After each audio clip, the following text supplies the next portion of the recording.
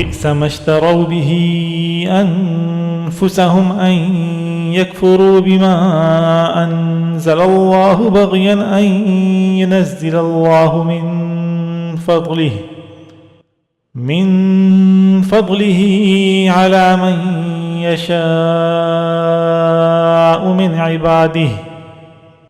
بری ہے وہ قیمت جس کے بدلے انہوں نے اپنی جانوں کو بیچ ڈالا ہے کہ یہ اللہ کی نازل کی ہوئی کتاب کا صرف اس جلن کی بنا پر انکار کر رہے ہیں کہ اللہ اپنے فضل کا کوئی حصہ یعنی وہی اپنے بندوں میں سے جس پر چاہ رہا ہے کیوں اتار رہا ہے۔